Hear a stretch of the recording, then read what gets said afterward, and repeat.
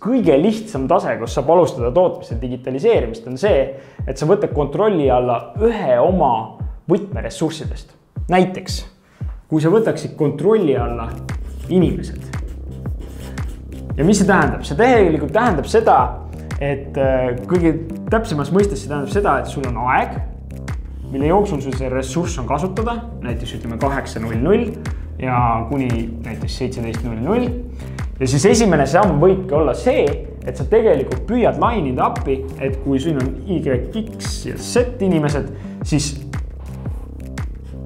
X,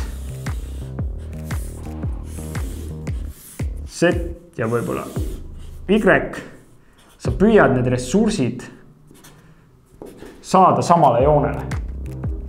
Ehk sa püüad, et need inimesed tulevad sul tegelikult kõik õigelt samal ajal kohale. Ehk siis planeeritav ressurss, nemad panevad sinu masinad tööle, nemad aitavad nende masinatega sinu tootmist edasi.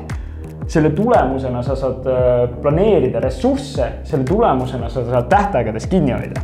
Ja mida täpsemalt sa ajad selle nii-öelda siia joone pihta, ehk siis sa suudad selle ellu viia planeeritud ajal, seda paremad tulemused sa saavutad. Ja see on kõige lihtsam samm, mida sa peaksid tegema. Ja kuidas see käib? Põhimõtteliselt selleks on vaja sul ainult Esiili põhimõtteliselt registreerimisseadet. Inimestel on vaja kiipe.